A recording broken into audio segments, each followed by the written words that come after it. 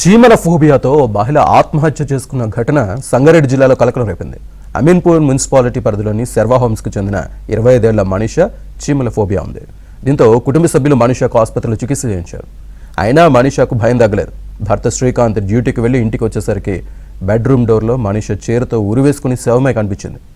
చీమలతో బతకడం తన వల్ల కావడం లేదని, కుమార్తె జాగ్రత్త అని ఓ నోట్బుక్లో మనీషా రాసింది.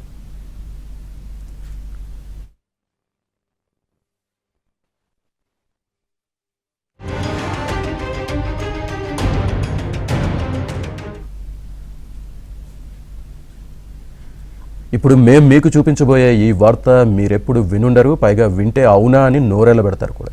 చీమలు ఒక మనిషి ప్రాణం తీసేందుకు ప్రేరేపించే. అవును, మీరు విన్నది నిజం. ఇది ఏ విదేశాల్లోనూ కాదు, మన దేశంలో మరెక్కడో జరిగింది కూడా కాదు, మన తెలుగు నేలపై, అది కూడా హైదరాబాద్కు అతి దగ్గరగా ఈ ఘటన జరిగింది. ఇంతకీ విషయం ఏంటంటే, తన చీమలు ఎక్కడ కుట్టి చంపుతాయనని ఓ మహిళ ఏకంగా బలవన్మరణానికి పాల్పడింది.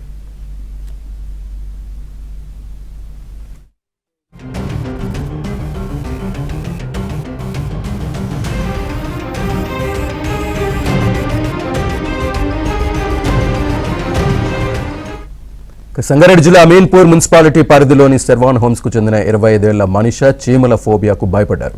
వింతగా ప్రవర్తించడంతో ఇదేదో వింత వ్యాధి అనుకుని కుటుంబ సభ్యులు మనీషాను ఆసుపత్రికి తీసుకెళ్లారు. చికిత్స కూడా చేయించారు. అయినా మనీషాకు భయం తగ్గలేదు. ఇంట్లో ఎవరూ లేని సమయం చూసుకుంది మనీషా. భర్త శ్రీకాంత్ డ్యూటీకి వెళ్ళాడు. ఆఫీస్ అయ్యాక తిరిగి ఇంటికి వచ్చేసరికి బెడ్రూమ్ డోర్లో మనీషా చీరతో ఉరివేసుకుంది.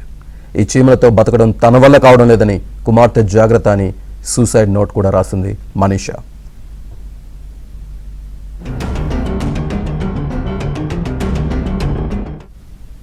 చీమల ఫోబియాతో మహిళ ఆత్మహత్యకు సంబంధించి పూర్తి సమాచారాన్ని మా కరెస్పాండెంట్ పరశురామ్ అందిస్తారు. పరశురామ్, సంగారెడ్డి జిల్లా అమీన్పూర్ లో ఒక అరుదైన మానసిక రుగ్మతతో బాధపడేటువంటి ఆ చీమల ఫోబియాతో బాధపడే మనీషా అనే మహిళ ఆత్మహత్య చేసుకోవడం జరిగింది. చాలా అరుదుగా, అంటే ఇండియాలో చాలా తక్కువగా ఉంటుందని చెప్పి వైద్యులు చెప్తున్నారు.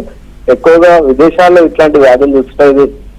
మైర్మికో ఫోబియా అని చెప్పి దీన్ని పిలుస్తుంటారు ఈ మానసిక రుగ్మతని. ఈమె గత అంటే దాదాపు 10-15 ఏళ్ల నుంచి కూడా ఈ చీమల ఫోబియాతో బాధపడుతుంది.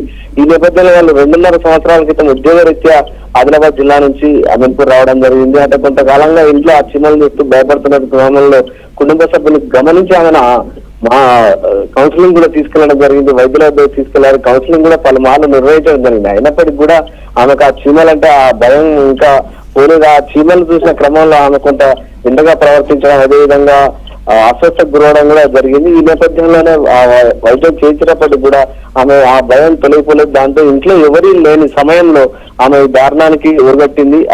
అక్కడ ఏదైతే బెడ్రూమ్ లో ఓ పేపర్ పైన రాసి చీమల వల్ల తాను బతకడం ఇక సాధ్యం కాదంటూ ఆమె పేర్కొంటూ కూతురు జాగ్రత్తగా చూసుకోవాలంటూ భర్తకు జాగ్రత్తలు చెప్తూ ఆమె చీరతో ఉరివేసుకొని కూడా ఆత్మహత్య చేసుకోవడం జరిగింది. ఇట్లాంటి కేసులు చాలా అరుదుగా జరుగుతాయి. ఇప్పటి వరకు మనం చూడలేదు. ఈ ఏరియాలో కావచ్చు, రాష్ట్రాల్లో ఇప్పటి వరకు ఇట్లాంటి ఘటన చూడలేదని చెప్పి కూడా వైద్యులు చెప్తున్నారు. అయితే ఈ అరుదైన వ్యాధితో ఆమె బాధపడుతూ కొంతకాలం కూడా ఇబ్బంది పడుతున్న నేపథ్యంలో తన చావే సరైన అనుకుని ఈ దారుణానికి వచ్చిన పరిస్థితి ఉంది. సో ఆమె భర్త ఏం చెబుతున్నారు అంటే, చిన్నప్పటి నుంచి ఆమెకి ఈ ఫోబియా ఉందా? వాళ్ళ పేరెంట్స్ కానీ ఎవరైనా మాట్లాడడం జరిగిందా? వివాహానికి ముందు నుంచి కూడా ఆమెకి ఫోబియా ఉంది. అయితే ఇది చాలా అరుదుగా ఉంటుంది కాబట్టి చాలా చిన్న సమస్యగా అనుకుంటుంటారు. కానీ ఆమె ఎప్పుడైతే ఆ చీమలు చూసి భయాందోళనకు గురవడం కావచ్చు, కొంత అస్వస్థకు గురి అవడం కావచ్చు, ఆ నేపథ్యం వింతగా ప్రవర్తించడం కావచ్చు, ఈ లక్షణాలతో ఆమె బాధపడిన నేపథ్యంలో వాళ్ళు కొంత భయాందోళన కూడా గురి కావడం జరిగింది. దాంతో ఆమెను ఆసుపత్రి కూడా పలుమార్లు తీసుకెళ్లి నిపుణుల వద్ద చికిత్స చేయించారు. అయినప్పటికీ కూడా ఏమాత్రం కూడా ఆ ఫోబియా తగ్గకపోవడంతో ఆమె ఇక తాను ఉండలేనని చెప్పి చాలా సార్లు కూడా కుటుంబ సభ్యులతో కూడా పేర్కోవడం జరిగింది. అయితే వాళ్ళంతా ధైర్యం చెప్పినప్పటికీ కూడా ఆమె ఒంటరిగా ఉన్నప్పుడు మాత్రం ఇంకా భయాందోళనకు గురయ్యారని చెప్పి కుటుంబ సభ్యులు చెప్తున్నారు. అయితే వైద్యం చేసిన ఆమెను బతికించుకోలేకపోయామని చెప్పి ఆమె కుటుంబ సభ్యులు ఆవేదన వ్యక్తం చేస్తున్న పరిస్థితి ఉంది. Right Parashuram, thank you.